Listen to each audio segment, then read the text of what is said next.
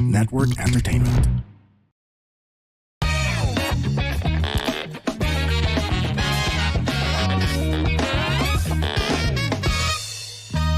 Warning!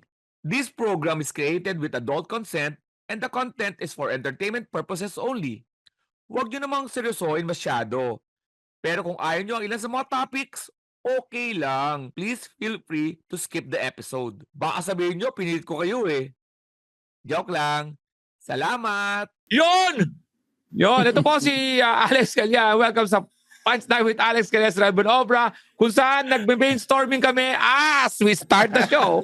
As we start the show, ka naman po si Israel Banobra, anyong resident fact checker, mga kaibigan. Hello, hello, hello. Yes, ito. Pare, kumusta ba? Ayos naman. Ito, ang daming nababalitaan sa mga palipaligid, pero masaya. Tayo sumakay na rin sa mga issue. Banwago na pinag-uusapan natin. Kasi, kinumpay na natin yung kanta sa yung pinag-uusapan. Baka yun ang dahilan kung ba't tayo naging number 25. Baka nga ganun. Oo, baka ito na, baka sabi niya, ganun. Alex, matagal ka na namin hinihintay na wag na maging bastos at makialam na lang sa buhay ng nambuhay. Yung pala gusto. Sabi nila, Alex, hindi ka magigest ng mga taga-Viva Max na bold, na sexy, nagpapakita ng cleavage. Aba, maging chismoso ka naman. Chismoso na lang. Oo, yun na lang yun. Kaso patulan mo yung mga may init na issue na wala ka namang alam. Tapos lalo mong paguluhin. Kasi di ba, Israel, may mga naniniwala sa akin? Oo. O siyempre, pag may nakikinig sila, tapos hindi sila magre-research, kukunin nila, iko-quote nila ako. O ikakalat na nila alat yung maling impormasyon. Naalala ko yung isa sa mga pinaka-recent na naniniwala sa'yo, yung naalala mo yung palabok mo na pinost? Naalala mo yun? Na ang palabok na ano yun, ng Manginasal ba? Oo. Yung, di ba, ang daming nag-react doon, di ba? Nakalasa? Ito ba yun? Hindi, sabi mo masarap, di ba? Oo. Yun, di ba? Ang daming nag-react doon. Oo. Hindi, kalasa naman talaga ang Manginasal, kalasa naman talaga ng Red Ribbon. Oo. Na palabok. Which is, by the way, under one big company umbrella. Jollibee. Ang ginawa ata ng Jollibee sa tingin ko, ang galing mo rin mag-segue Ang ginawa ng Jollibee sa tingin ko, yung mga restaurant, kinalat nila yung mga masasarap. Halimbawa, Jollibee ang pinakasentro, masarap pa rin yung manok. Chicken Joy yan. Yung pa rin ang kanyang trademark niya. Palabok din sila. Diba? Ngayon, dahil yung Red Ribbon, kilala naman sa mga cakes yan. Cakes, Inalis niya yung mga doon. Yung mga, yung talagang pagkain. Dati may pagkain yan, may arascaldo. Yung mga items, nilipat niya ngayon yung palabok sa mga inasal para sumarap. Kasi yung chicken, sa kanya na yun Pero, yung Chowking, binago niya yung lasa ng chicken.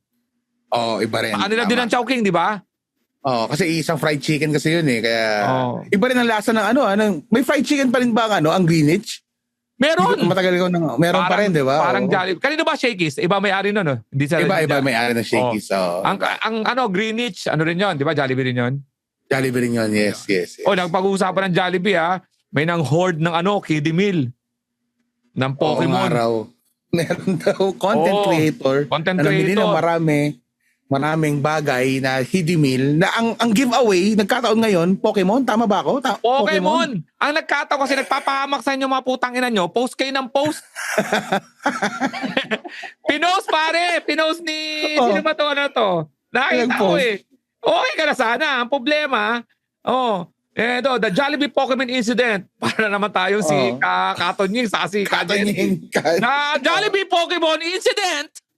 That is the whole country. Yesterday, the first day of the Jollibee Pokemon Kiddie Me toy release sparked excitement across the country. But it also ignited one of the biggest debates the local Pokemon community has seen in a while. A well-known figure in the community, James Afante. Ang tawag sa kanya ay Poke James. Posted photos showing a very large number of Pokemon toys purchased from a single Jollibee branch. The post quickly went viral. Ito ginawa ni parang nalay ko to. Nalay ko.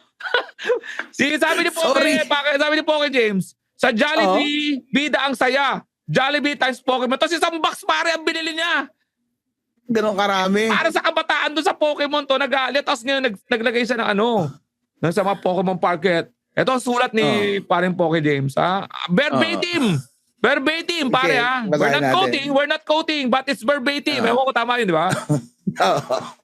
We are still quoting pag verbatim. Tama.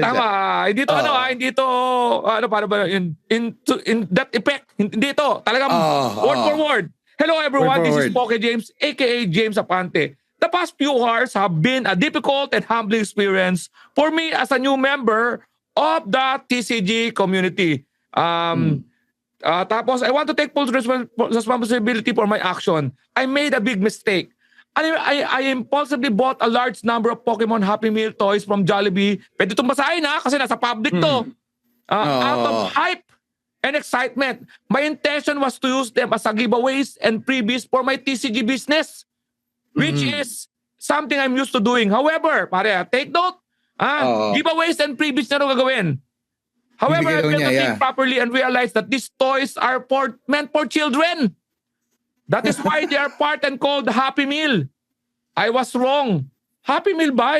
Kitty Meal lang Kitty Meal lang McDo. Happy Meal lang Happy Meal si Jollibee. Seryoso ba? Bida ang saya? Okay, Bida ang saya si Jollibee. I was wrong. Yun. To make things right, the Happy Meal I purchased will not be kept or used for content anymore. They're currently unclaimed and I will be coordinating with charitable organization. Wow. To ensure, kinat ko na to na. So, ito yung English siya, pare. May nag-comment. That message is brought to you by ChatGPT. Wala talaga kayo sa nag-comment section ng Pinas. Kahit maghirap ka, ayusin mo English mo. Itong comment. This message is brought to you by ChatGPT. ChatGPT. Tapos may nag-comment. Nag-comment lang to. Bilabasa lang namin mga comment section Sabi niya? Jolly Kitty yun, hindi Happy Meal. Sabi ko sa'yo Kitty Meal and Jollibee. Okay. Happy Meal si McDo. Okay. Kita mo na. Mag-sorry ka. Sorry po. Kung sino may kamit si Jollibee. Ikaw pa nagkamali. Sa ating dalawa, ako dapat mukhang Ronald McDonald. Ikaw ang Jollibee. Pwede nating yan Pwede nating Halloween special yun. Tama ba? Ka-Jolly? Tama.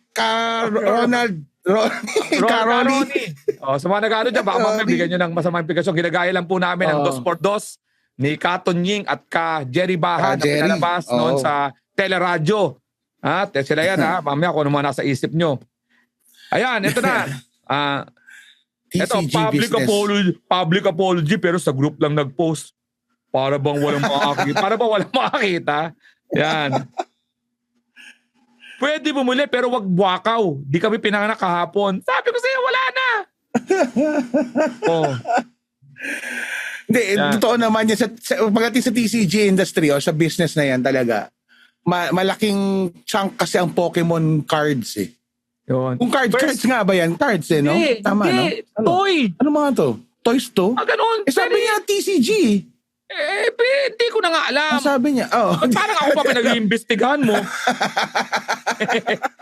Sa Jollibee. Hindi, may mga parang Pokeball action figures? Parang ganun Pokeball. Hindi ko alam. May kasamang cards niya kasi sabi nga niya, TCG. Masarap magbasa napakalaking industriya nga yun. Masarap magbasa. Ito, The Unsincere, Happy Meal daw Jolly Kitty Meal yan, boy.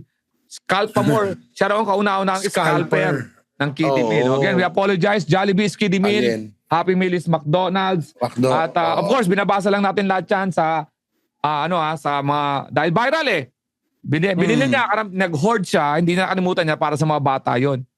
Kasi baka collector's item Hindi natin, yan. Sana maayos niya. Pero pagdating sa, kasi ang totoo lang, pagdating sa collection ng Pokemon ngayon, hindi na limitado sa bata, mas marami talaga matatandaan ang kumukuha niyan. And hindi rin siya limitado sa nangyaring scandal na to kasi sa States, kaya nga sa hype na yan, doon mataas, lalo na yung trading card value, yung TCG nga, trading cards and gaming na yan, na industry, umaabot yan ng $1 billion na worth ng industry. Hindi lang Pokemon yun nandiyan Magic the Gathering, kung ano-ano ba yung mga kinukolektang cards dyan. Kaya maaring di umano, nasa intention niya na mag-hoard. Maari. Dahil sinabi mo ang Happy Meal, tapusin natin ng konting kanta to. Ha? Ayan. Ito ang kanta ng Happy. Di natin tapusin to. Isang portion. Ngayon may dalawang kanta tayo. Happy Segment naman to. by Squareheads. 2001 to. 2001. Happy. I'm feeling Paborito so mo yan. happy. Happy. Oh. One day, you came to me. Freed me. Nagpunta sa tindahan to. Freed You came me to me. from misery. Misery. Oh. Oh. I touched the music in you. In You you. started to feel so happy. Feel so happy. Makes me jump up and down. Jump up and down. Oh, di ba ginagawa ni Jollibee yan? You know my heart Oh. gets itchy. Each time that meet, I'm just so happy. I met you. Happy. I met you. Happy. Happy. I'm feeling so happy. So happy. I'm gonna go happy. Happy. You make me so happy. Kiddie meal. Can't you see I'm kidding me? I'm happy. Yan po. Nagkamali kasi. Ano, Alam mo na, simula yung usapan natin sa palabok lang, pare, ng Mang Inasal. Nasabi mo lang na Jollibee na ang may-ari. Kaya napunta tayo dyan kay, sa issue niya. Jollibee issue niya. Pocky James na nag-hoard ng kiddie meal.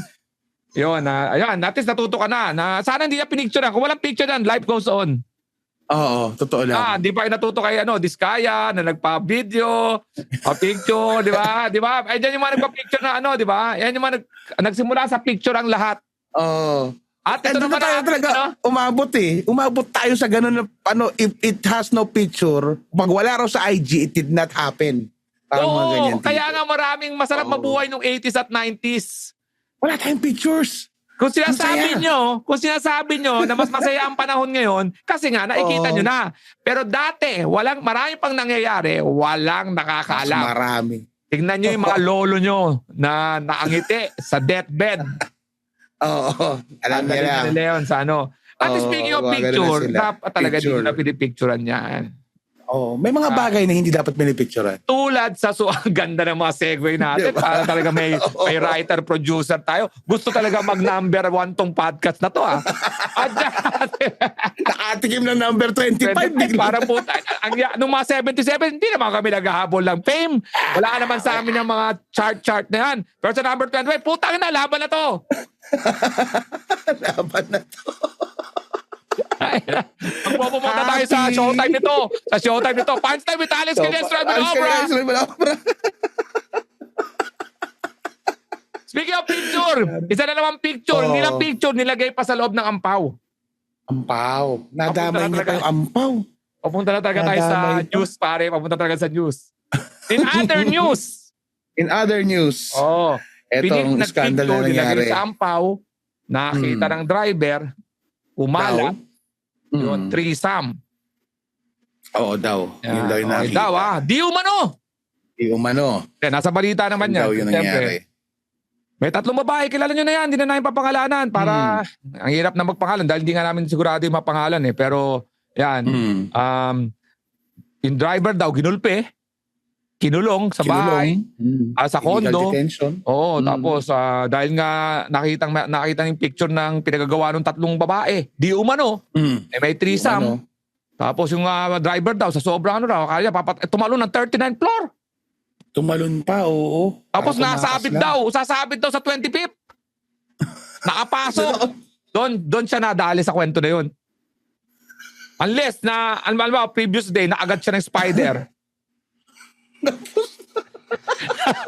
Tapos, bila siyang bumilis-bilis na yung kilos niya. Di natin alam eh. Nanood siya yung kay Mission Impossible. Kay Alex, yung latest lang, yung umakyat ng 101. Ay, oo. Yung umakyat ng Taipei 101. Grabe rin yun. Oo. Walang ropes. Buti nga, hindi pumalak. Di ba? Buti di.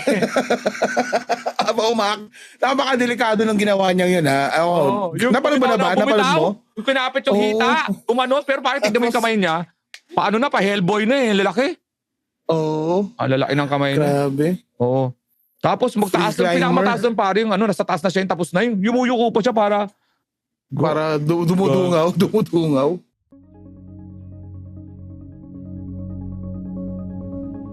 Hi, my name is RJ Ledesma. I wear many hats. I wish I had just as many heads. I'm a serial entrepreneur and I'm also an entrepreneur mentor. I'd like to invite all of you to please listen to the RJ Ledesma podcast. On my podcast, I listen to inspiring business leaders and entrepreneurs to learn more about how they think about doing business, what are their success secrets, and how we can replicate them, and more importantly, what business opportunities do they see emerging in the near future for us entrepreneurs. Listen to the RJ Ledesma podcast.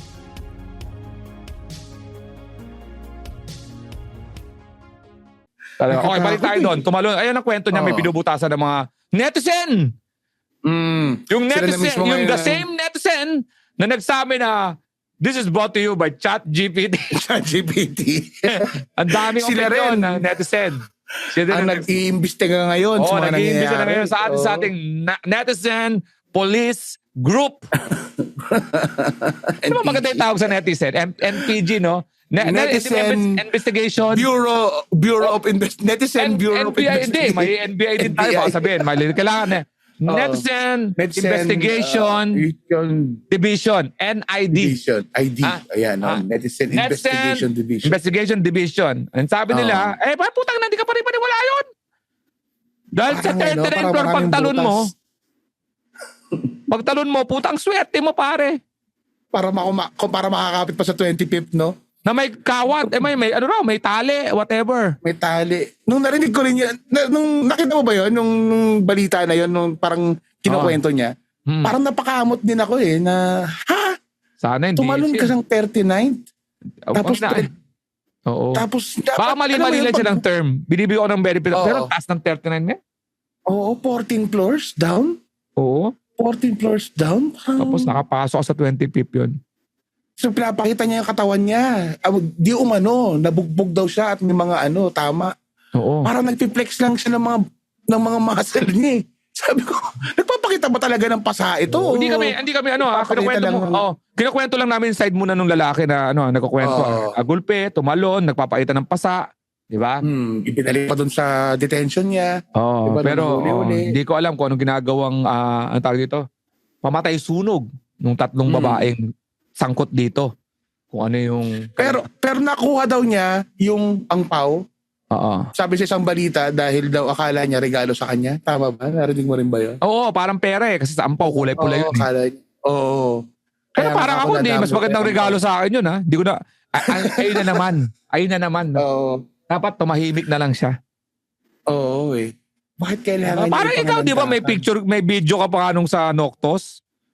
Sa anong Noctos? Yung sa Noctos, di ba may video ka? Walang video. Hindi, walang video yun. Oo. Wala yun. Wala ako, nga. tumahimik naman ako dun. Tumahimik ako. Hindi mo yun, ka kinakalat, di ba? Kung may So, nakuha wala- akong video. Oh, Pero wala akong siya. kinalat. Oh, Di ba? Yun. Oh. Oo, yun. Sa atin dalawang yun, ikaw at ako. Oo. Di ba? And then peaceful na lahat. Wala na. Oo, wala na. Okay Ikaw at ako. Ako lang. Anak ng wedding talaga yung mga tao. Kailangan talaga ipasikat na ngayon no? Oo, malamang kinento. Malamang yun alam mo ako. Hindi ko ba sinasabing ginagawa yung threesome, ha? Disclaimer na naman. Baka may maglipat na naman dyan. Pinatay na naman. May ginawa. Huwag. Doon Tapusin naman. cliffhanger.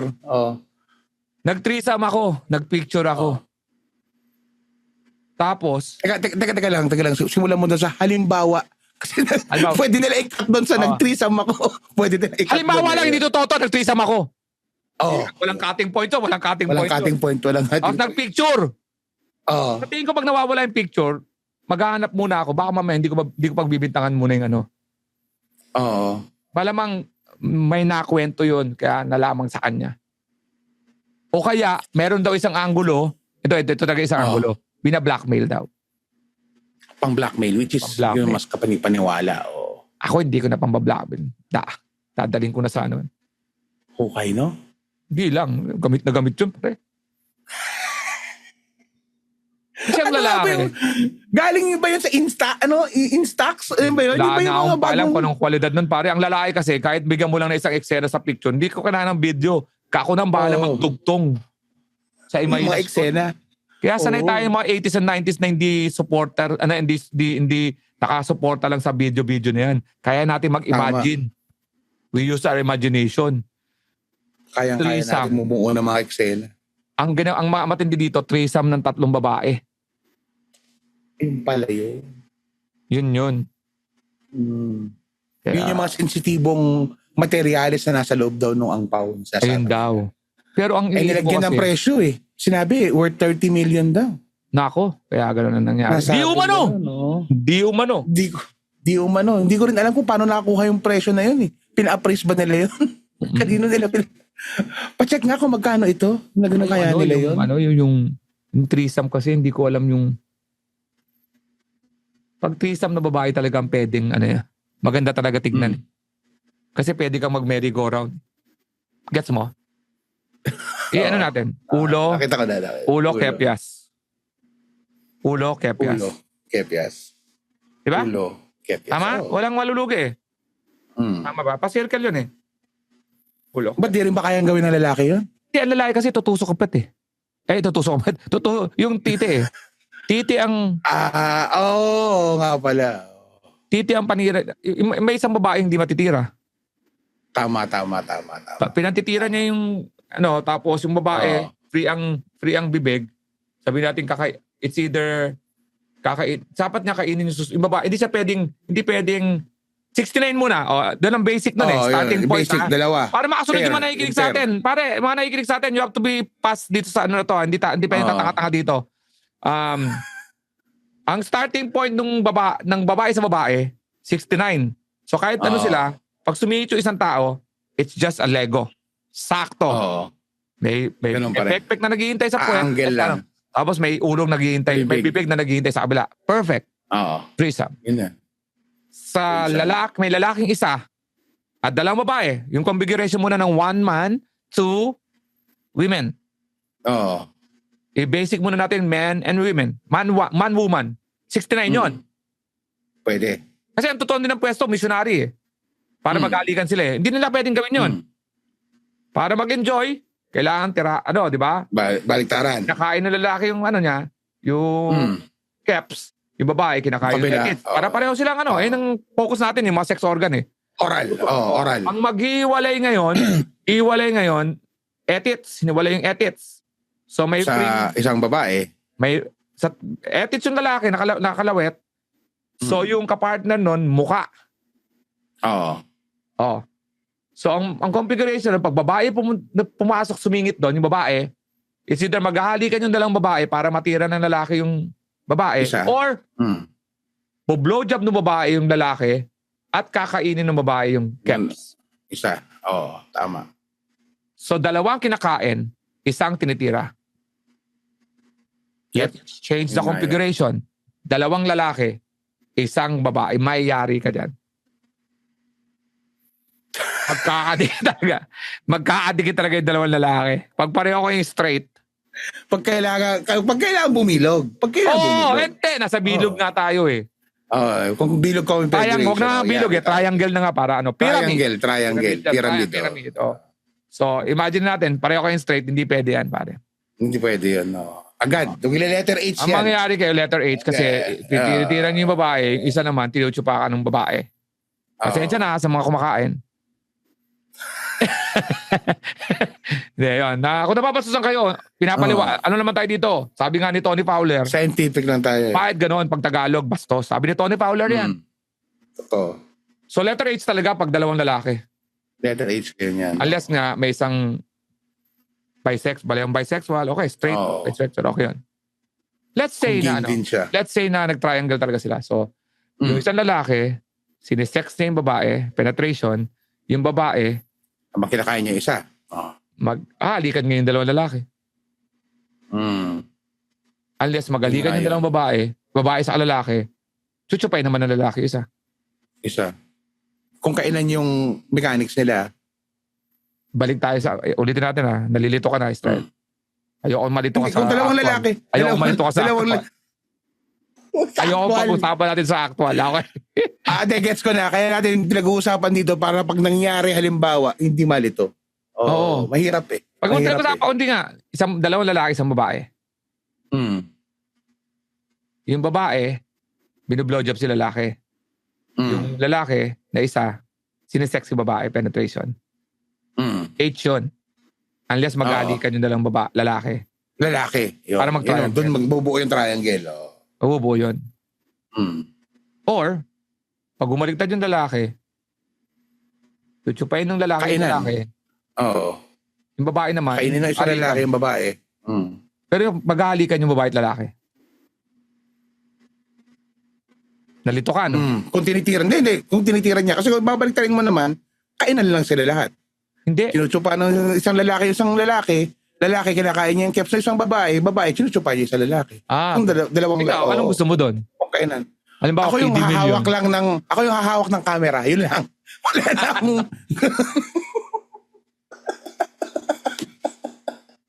Yun na ako. Okay na akong tagahawak ng camera. Na-imagine ko kung gumulong yung triangle, laging bumabalik, default ka, base ka. Doon sa mabigat na side.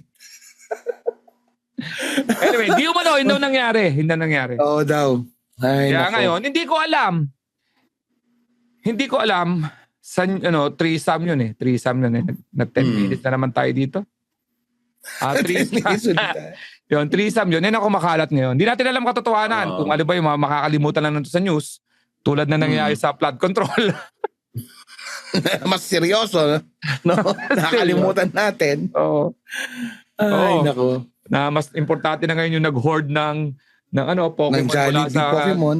Kiddie Meal. At threesome dahil may nakita ng driver sa picture na nakaampaw. Nakalimutan na natin ang flood control. Pero anyway, anong kanta dyan? Ang kanta natin kanina ay Happy para dun sa... Anong kanta natin dyan? Kiddie Meal. Ito naman ay I Kissed a Girl ni Katy Perry noong 2008. Yan. Ito siya. Sige. Anyway, I kissed a girl and I like it. I like it. Okay, sige. So, sabi dito, this was never the way I planned. Not my intention. I got so brave, drink in hand, lost my discretion. It's not what I'm used to, just wanna try you on. Just wanna try you on. I'm curious for you, caught my attention. I kissed a girl and I liked it. The taste of her cherry chapstick. I kissed a girl and just to try it. I hope my boyfriend don't mind it. I hope my boyfriend don't mind. May boyfriend ba involved dun sa... Wala naman yan. Boy lang, boy. Boy lang. So it felt so wrong. It felt so right. Don't mean in love tonight. Don't mean I'm in love tonight. I kissed a girl and I liked it. I liked it. Sabi niya. Pag nag-picture pa kasi, minsan right, wrong. Yan po hindi po kami gumamit ng pangalan upang dahil ito lahat ay di umano. Ay, speculation lamang. Napunta tayo sa isang pang kiddie meal na sinawag na Happy Meal. At napunta naman tayo dito sa isang complete meal. Happier meal. Tatlo yan. Tatlo lagi ang ang meal. Drinks, rice, rice at saka yung ulam. Burger, o kaya may fries. Tatlo yan. Tatlo lagi yan. Kaya yung food, yung drinks at saka yung toy. Yun. Tingin mo, si Jollibee kaya sa kasi...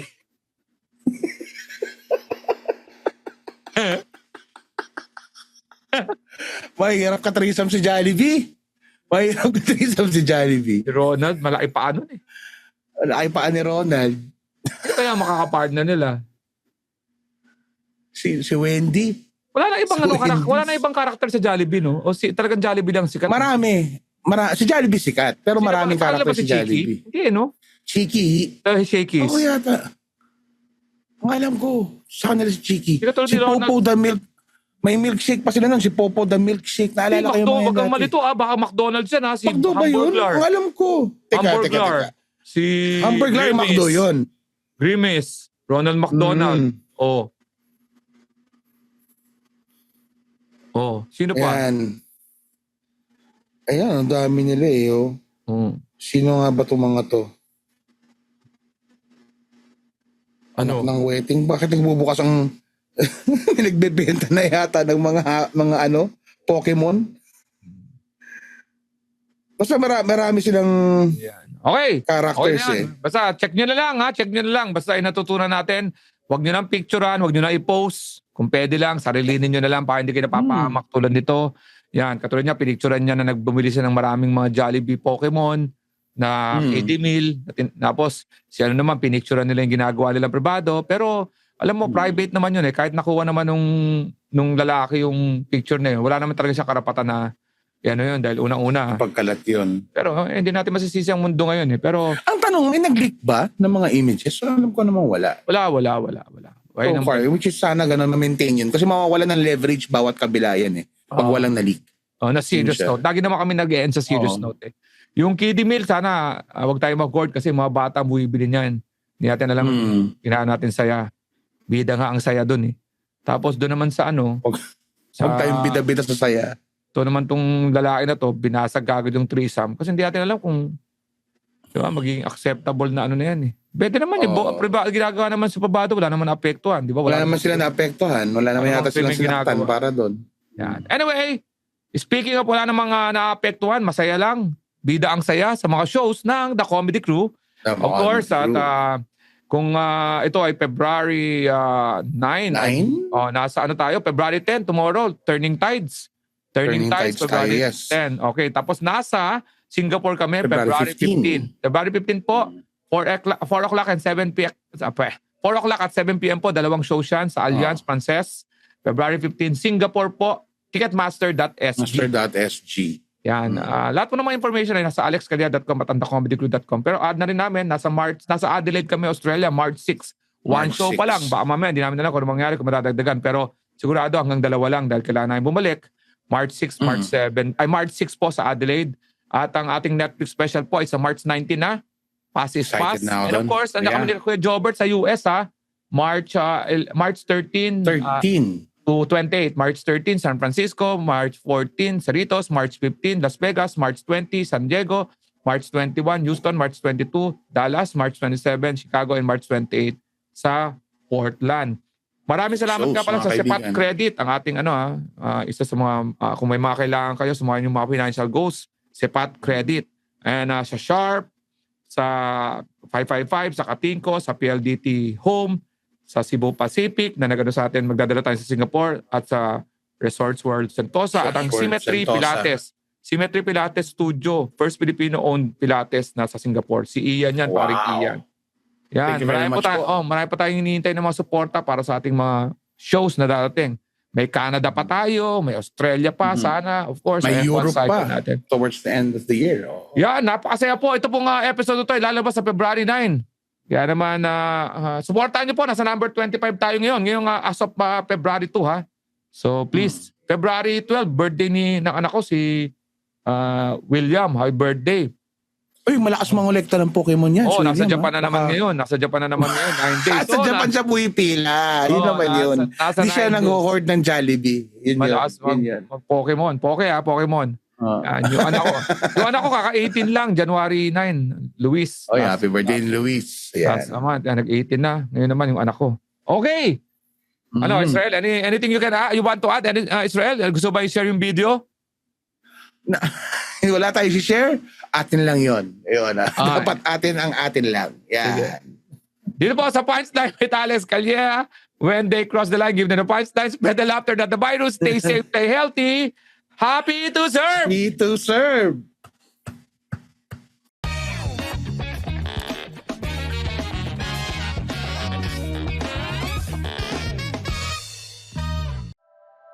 The opinions of podcast creators, hosts, and guests are not necessarily reflective of the official stance of the Pod Network Entertainment, its hosts, or other network programs. The content created by the people behind the podcast is personal and not meant to harm any religion, ethnicity, group, organization, company, or individual.